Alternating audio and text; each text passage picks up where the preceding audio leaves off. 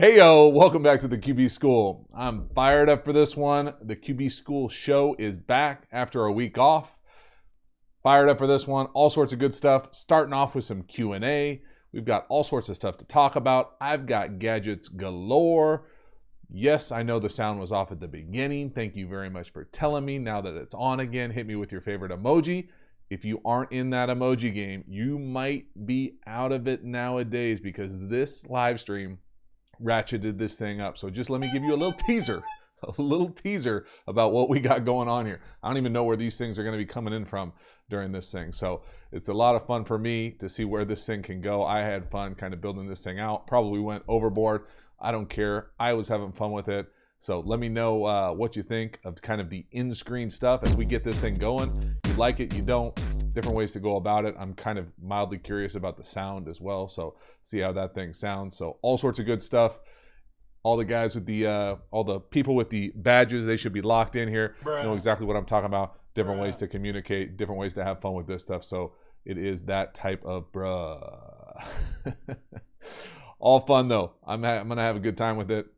It's one of those things where I've really enjoyed kind of having fun with this live stream and being able to take this channel to another level. And it's going to be one of the things that's going to be the way that we did this and kind of be able to ramp it up and be able to have different kinds of interactions. So very excited about different ways to do it. So thank you very much for being here, checking in.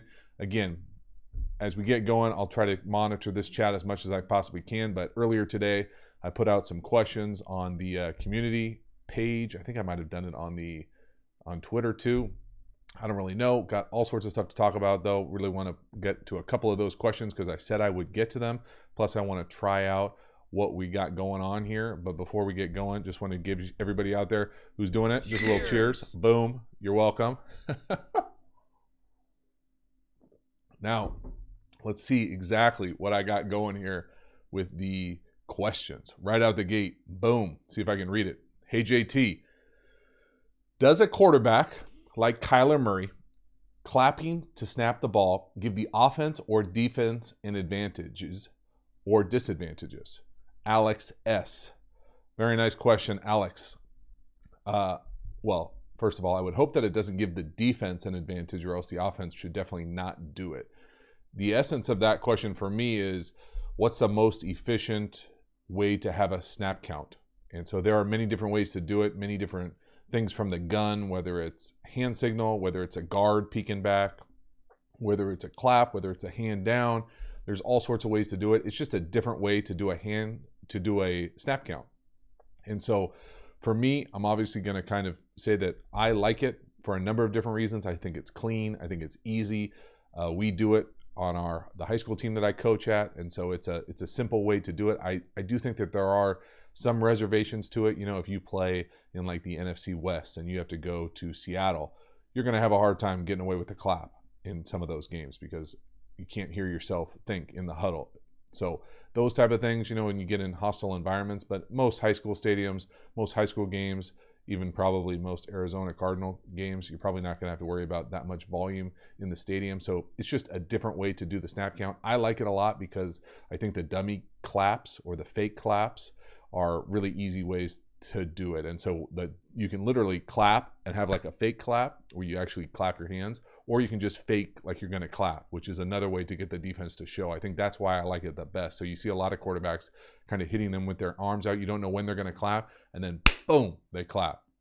Or they come in, and especially you see it in Canada too all the time. CFL does it all the time. Well, they'll fake clap, come back, and guys in the league are doing it now more in the States. But again, it's just a nice, easy way.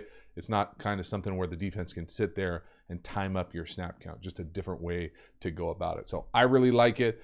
Let me know in the comments if you guys are coaches, players. Do you do it? Do you like it? Do you not like it? Let me know why. Give me some feedback. But I'm a big fan of it. Love the fake clap. Love the visual fake clap. Lots of different ways to incorporate it. And it's clean and it's simple and it's sharp.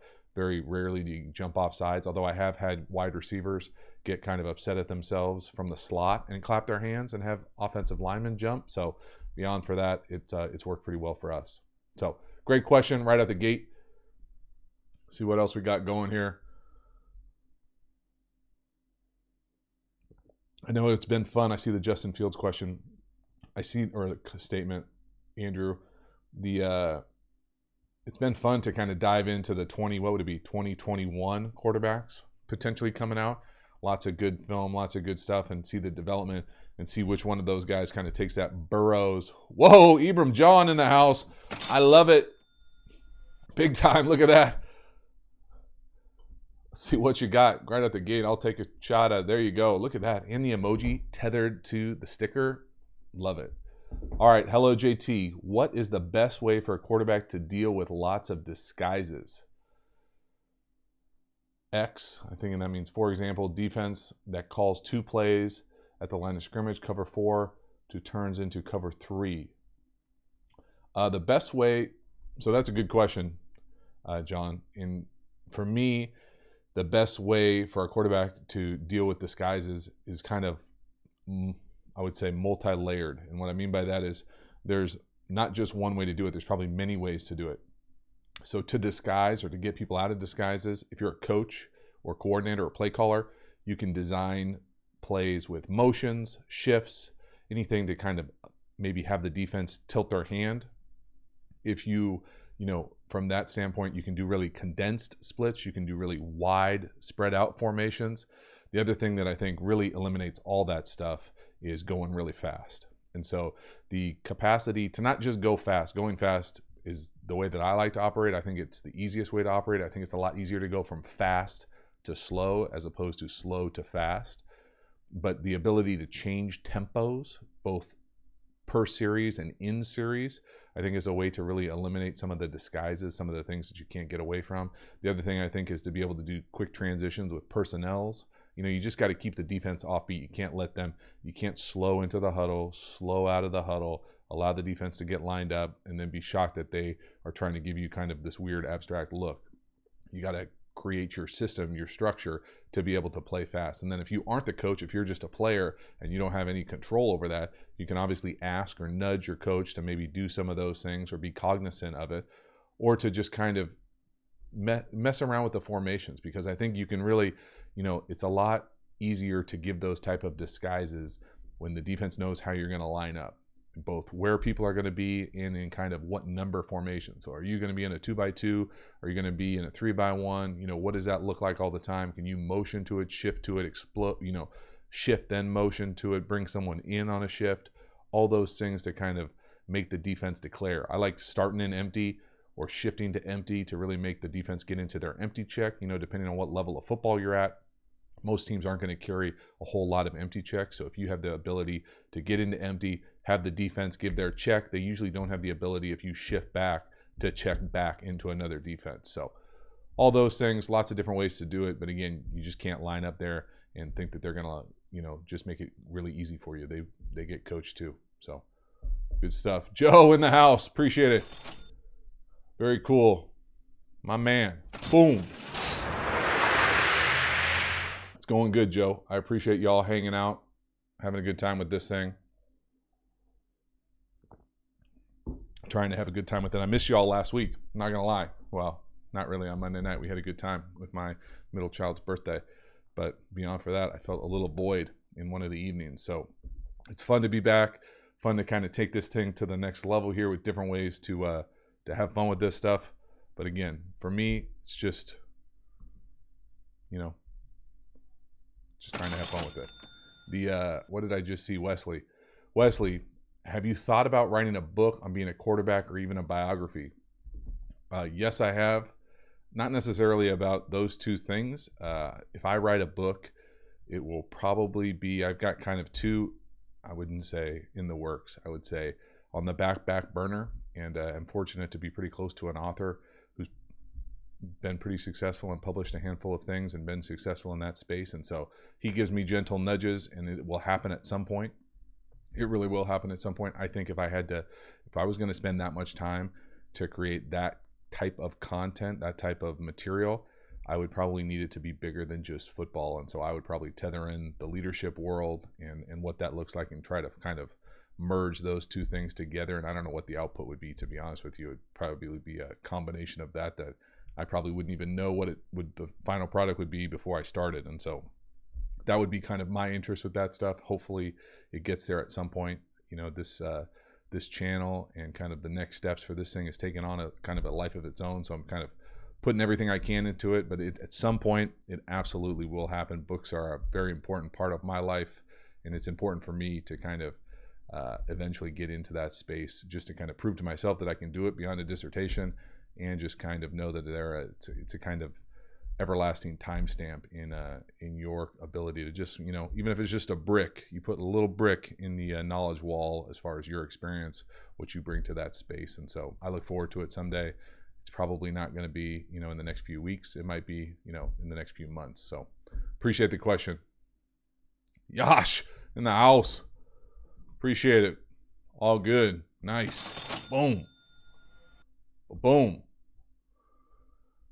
Hey man, I've been throwing lately and I find my arm in pain due to swelling.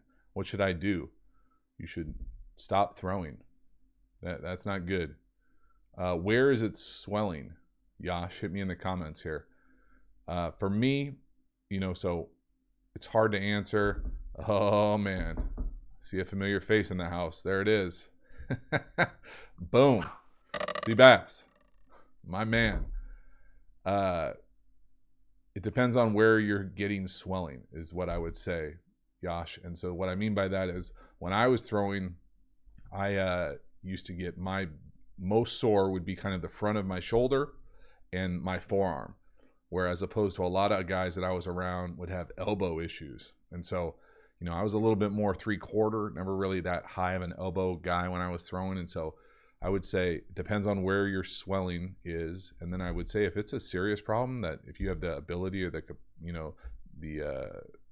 kind of the resources to go see a doctor or go see a physical therapist, I would definitely recommend that. If it's hurting so much that you can't do it. Now, it's one thing if you go out there and throw, 150 balls and, your arm's going to be sore. There's no doubt about it. My arm was sore all the time in camp, no matter what I did to prepare.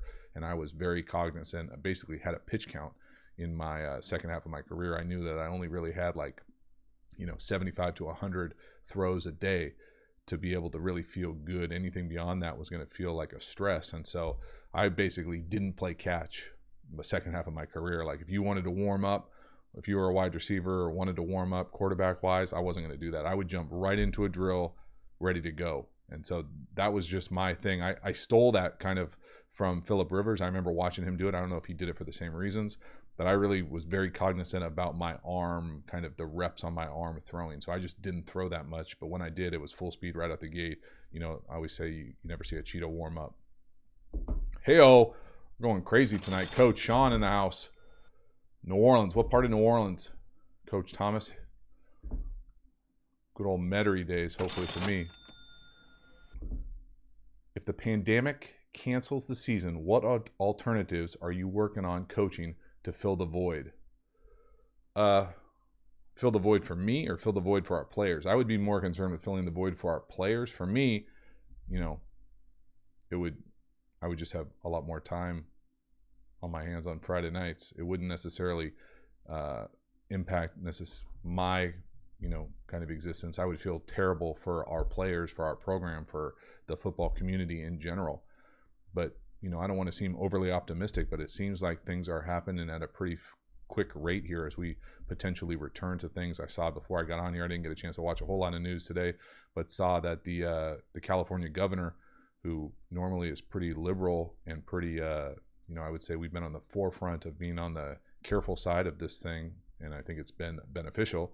But I think today he came out and said that he expects professional sports to return to empty stadiums in June. So that's probably a pretty good sign that we're going to see some sort of athletics over the summer. And if that means we can get together as units, as a program, we're probably going to play in the fall. Now, that obviously is pending any sort of rollback with any sort of, unforeseen kind of reflourishes of the disease. But again, I don't have any really, explicit plans for if we don't get to play, what are we going to do as a program? I think I'm there as kind of the football coach, and I don't necessarily pretend to be the parent or pretend to be the counselor. I know I serve some of those roles sometimes, but as far as what we try to do, we just try to provide the best experience we possibly can for our students. And hopefully that involves football, obviously, as the football coach. And so there is no kind of underlying plan as far as what we're going to do. I know in Southern California, in San Diego specifically, there's probably 5 or 6 different alternatives I've seen as far as when football might get played, but nobody really knows. I mean, that's the thing about it right now. What I like to tell our program, what we tell our players is, you have to be adaptive. This is part of life. There's an element of uncertainty. Obviously, it's magnified when it's this type of disease and people are dying in certain parts of the country at really alarming rates, or were. And so we're going to do our part and be ready when we have to be ready. And so we have plans in place to take advantage of summer if that becomes an opportunity. And if not, we're going to do everything we possibly can to be rocked and ready to go for fall camp. So hopefully that answers your question. Let me know if you're doing something different or have something else in the line. Again. Cheers! It's another one that I have. See if you guys like this one. One of my favorite movies. I love the fact that I crack myself up. I don't even know if anybody else thinks that this is funny, but I do. I might add like a favorite movie kind of thing every single week. The drink of choice tonight, Charlie, is St. Archer Blonde. See if that thing can focus. Does it focus? Yeah. St. Archer Blonde. Pretty good one. Nice little summer ale. Clean, crisp. All good. The dude abides. Ryan. So strong. Boom. Love it. I'm going to get my money's worth out of this stream deck, y'all. I'm not going to lie. Not going to lie. All right, did I do both questions? I don't think I did. Let me see what the other question was that I wanted to do. All right, Eric. Greetings, JT. I know that it's on a timer, but can you discuss what info besides the play call is given over the quarterback's helmet headset? Are coaches giving you any clues on what to watch out for or any mismatches to exploit? Thanks for the great content. Cheers. Very nice, Eric. Appreciate the question. As always, the answer, unfortunately, is it depends. So it depends on a few different things. I've been around some quarterbacks that do not want anything but the play. I've been around some guys that don't even care about the personnel. They just want to know what they have to regurgitate in the huddle. And then I've been around some people that want as much information as possible and that are okay with the coach talking in his ear while he's repeating the play if you're huddling up. So it's a little bit of a strange skill. Think about it. If you're talking, to be able to talk and have someone that you have to have the ability to talk and listen at the same time. So my perfect blend, and the other part of it is the play caller has to get the play in with enough time to be able to give you information. So you can't give it in right at the last second or else the thing will cut off on you. So what I used to tell the guys that I was around was, give me the play, let me say it in the huddle, then as soon as I break the huddle, I want as much information as possible. So it can be, hey, they're in sub, hey, they're in nickel, hey, they have their third corners in on the left side, or hey, their 6th defensive lineman is in at the end, or hey, we've had an injury at the will, anything like that, or hey, it looks like open, or hey, you're getting pressure from the field, anything that we got a beat on, I wanted it. Even if it wasn't, I told them it didn't have to be 100% right. They just had to think, they wanted, I will try to make them right, but I wanted the information if it was available. And I would say that most guys probably didn't want that. Most just wanted to play, or else they wanted as much information as possible. There's no really like in between, like, hey, only tell me if you know 100% that we stole the signal. Back in the day when they would signal in defensive signals from the sideline, I was around some quarterbacks that would do that. And so that was, probably the other outlier as far as what information you would get in the headset. But most of the guys just want the play call. And, that's asking a lot sometimes, because inevitably that thing will go down, especially if you're an away team, accidentally go down. But it's part of the deal. So great question. Appreciate the support of the channel. Always have good questions, Eric.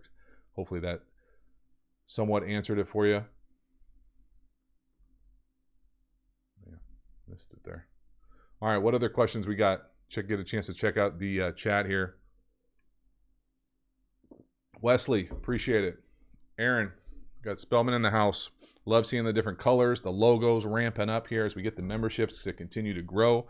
The longer you're a member, The more you get, the different colors you get there, you get access to the emojis. Check this one out. And then, of course, if you haven't already, make sure to smash that like thing for the just for the chat. Help this thing continue to grow. I appreciate different ways to make this thing support. Also, did the I'm glad you love the art, the Run the Power. I really do too. I think I put the link. If you don't know what we're talking about, maybe a couple weeks ago, I did I taped a Run the Power. It's a podcast in the football world, and really a coach-centric tape. But I'm a big fan of it. I listen to a number of different episodes and really like the hosts. You know, it's one of those things where maybe you all have this with this channel, I would hope, but like you almost feel like you're friends with the people who you consume their content. And I felt like I was like, you listen to these guys talk on the podcast, they seem like good dudes. They're always curious. They always are trying to kind of just learn more about the game and kind of have great conversations and have fun with it. And I was a fan of it. And they reached out and asked if I wanted to be on it, and jumped at the opportunity. And it was fun to do. And it was fun to see kind of what they wanted to talk about, because I was like prepared for like, all right, we're going to get deep in the weeds and talk some gap runs. And I didn't mention one thing about it. You know, we didn't talk anything about what we did run game wise or anything like that. It was mostly about the channel, which is cool. You know, that they say that they enjoy the channel, which is always nice when you hear people say that. But it was, I was ready to go deep in the weeds, and maybe that'll be volume 2. But if you want, check it out. I think I put it in the description for this. If not, it's definitely on my Twitter. So get over there and support the channel. If you've never heard of that podcast, definitely highly recommend that podcast. Both those guys, Rowdy and Walls, seem like pretty good dudes. So it was fun to do.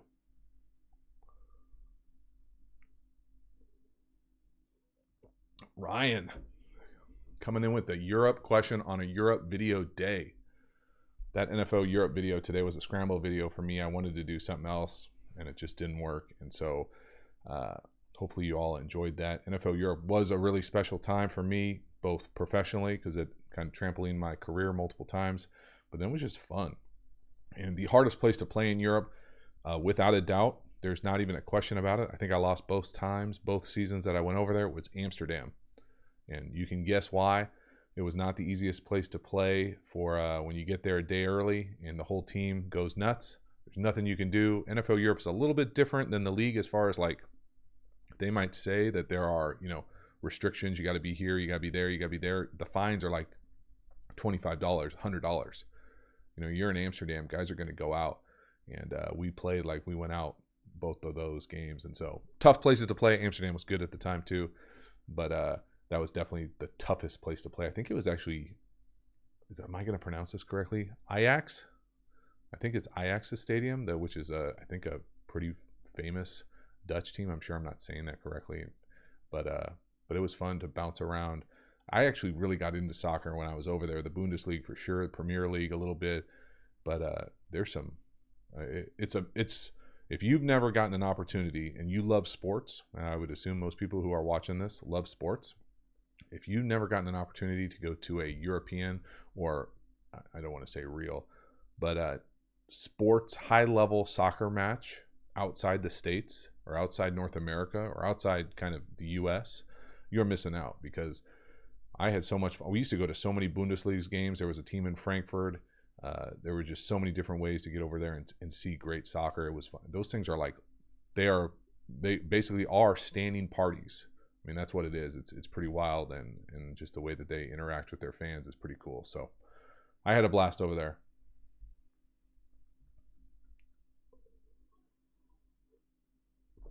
Evan, I see the craziest injury. I'm not going injuries tonight. Appreciate it though. See some crazy stuff on different levels.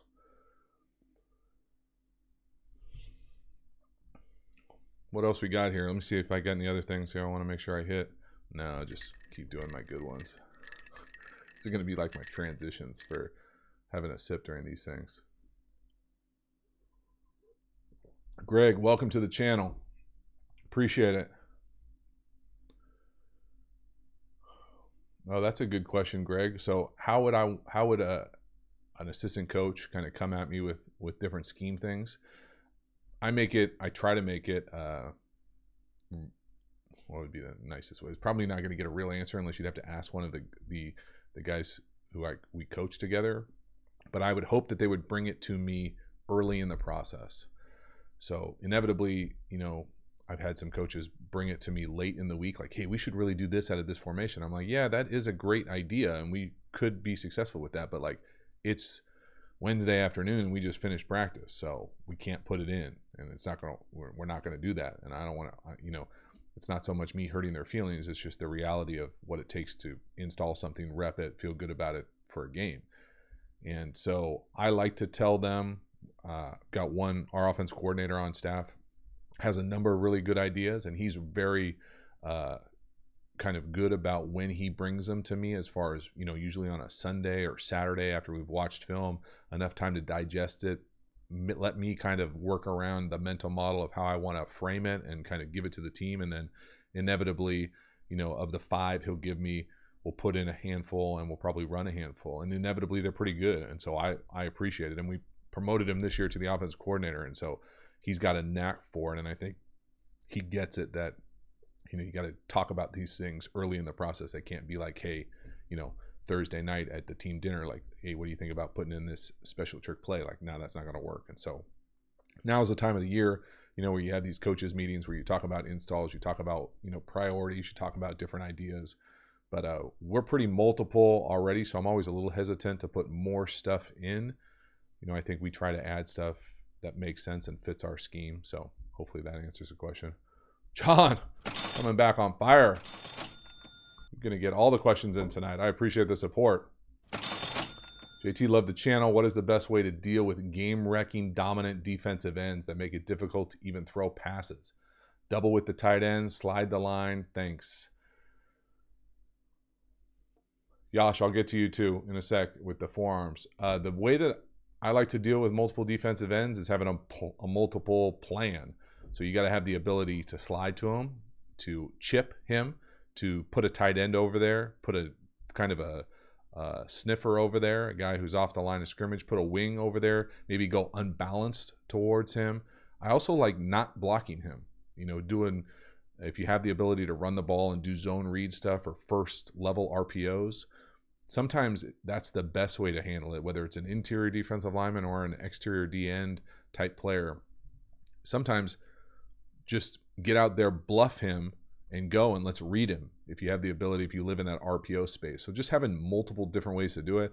I also like screening the heck out of those guys. So if you know you got a dominant guy on one side, you can run like a tunnel screen, any sort of perimeter screen where you can just get the ball out, let him run, let him get tired, or reverse or around away from him. You know, there's a lot of different ways to try to take that guy out of the game.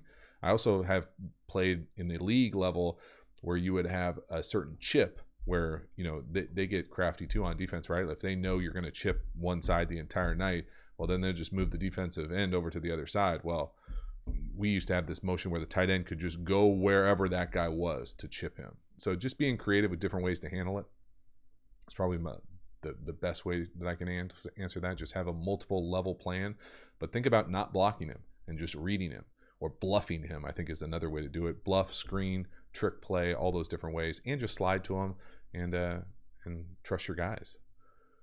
Yash, mainly forearms. My forearms were the first thing to go to. For me, I always tell people that it was like kind of like throwing with a wooden spoon.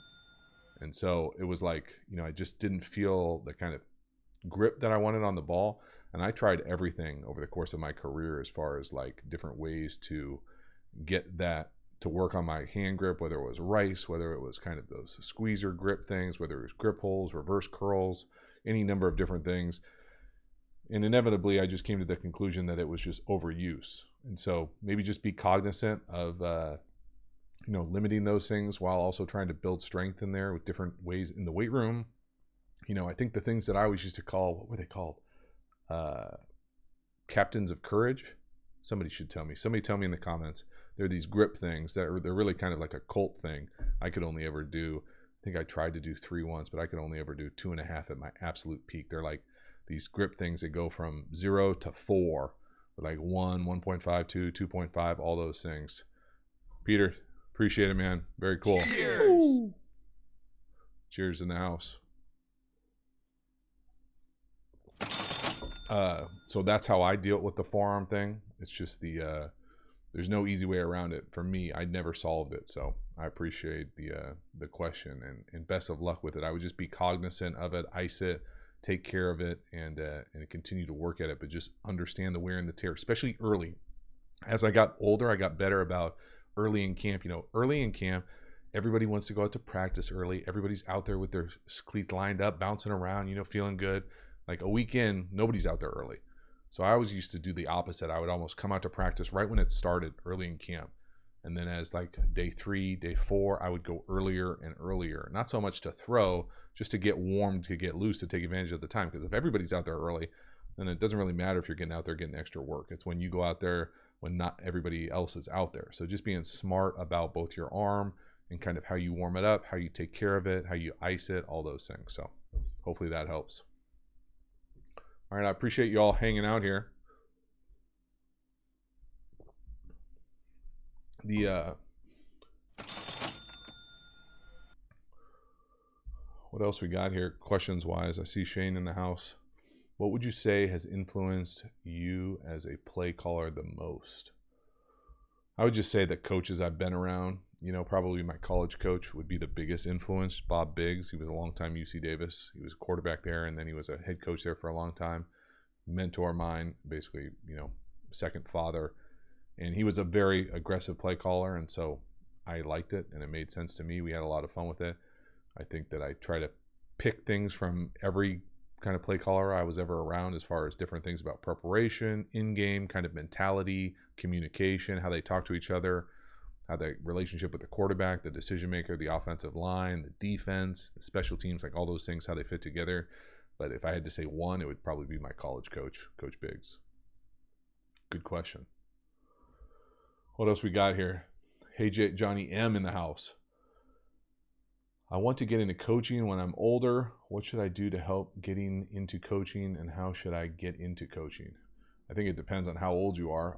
Obviously, if you can still play, I would play as long as you possibly can, and try to volunteer with the best possible staff you can find at the best level, wherever you aspire to do, but be willing to do whatever it takes to add value to that staff. Don't be a headache or any type of, distraction for any of the coaches. They've already pulled their bandwidth probably tight enough. So just that idea of being able to do whatever you possibly can, get some experience, build some relationships, learn some ball, and go from there.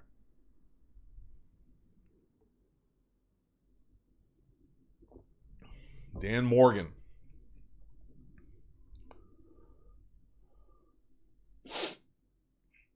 What do we got, Dan? Sorry, I just lost it.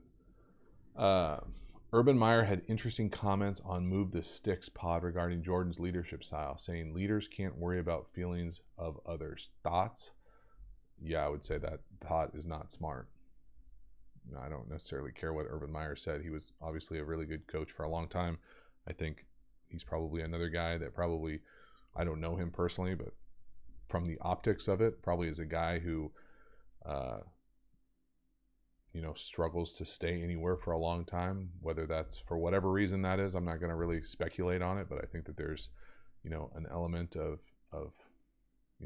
maybe not always treating people the best. And, if you're not worrying about people's feelings, you're just not the type of person that I'm necessarily want to hang out with very often. And so not someone I'd want to send my kids to play for, not someone I'd want to play for. And so, you can get away with that maybe at the pro sport level. I think it's easier in basketball just with a smaller team, but I'm sorry, I enjoyed the Jordan documentary. I really did. It was nostalgic for me, growing up in the 90s, high school in the 90s, early college in the 90s, and resonated with those teams. But, if you didn't think that that was any sort of like puff piece element to it, I would just challenge you to be a little bit more critical in your thinking, because, there were some significant voids. I would say probably the most disappointing thing that wasn't talked about, and maybe it was and I just wasn't paying attention, so you tell me in the comments if it wasn't talked about, but for where sports has gone and where it really was before Michael and after Michael, the kind of void for what I thought is that, there was this idea of like Muhammad Ali in sports activism in the 60s, 70s, and then the Jordan era to me is, kind of goes with that cliche that Republicans buy sneakers too, where he was going to say so, vanilla in everything that he did, to now kind of morphing back into that more Kaepernick, sports activism type role. And I just think that's a significant void. And I think it's a fair criticism to say to Jordan. And to me, it wasn't addressed. I know there was a player that he played with, I want to say Hodges at the time, that, that basically called Michael on it publicly. And he basically was banished from the league or banished from the Bulls. And so I wish they would have touched on that. I think it's, I wish they would have touched on his, what he's done since playing, whether it's, finishing out in Washington or, excuse me, what's going on as an owner. I get it that it was focused on The Last Dance, but they walked it back so far. I would have loved to seen them kind of do like a Lost flash forward too, to kind of, what's going on. Give it a little bit more of a fair take, and not so much, just the greatest competitor ever, and is going to do anything to win, with those type of quotes. And so I don't know. That was my kind of final takeaway. I still enjoyed it though.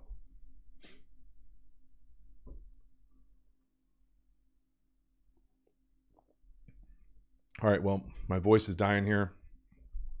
I'm having fun with these things. Don't know why the thing keeps popping up every single time though. I got to work on that mindset. Man, that's bothering me. Beyond for that though, son of a gun. I don't know what I did with the money thing. Hold on, let me see if I can fix it. There it is. That's what it is. The damn hotkey every single time. Yeah,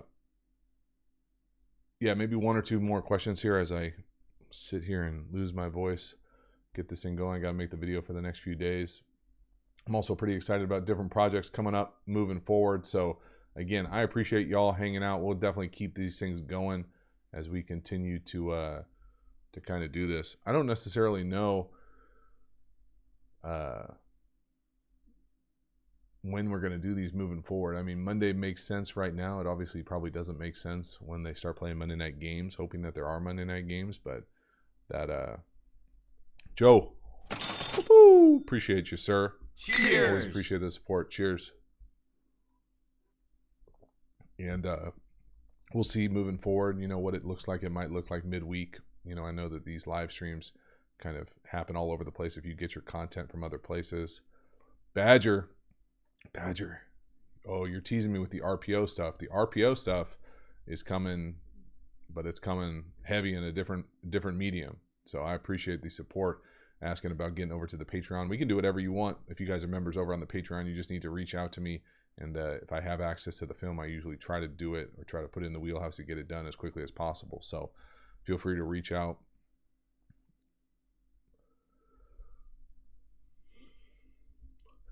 Thomas with the sale concept. Yeah, I mean, I would. We have the sale concept in some variation. I think people call the sale things different things. For me, the sale is kind of like an outside levels concept where you're gonna have a clear and a corner and a flat, or some sort of 3-level kind of sideline attack. And I think it's a good zone beater. So.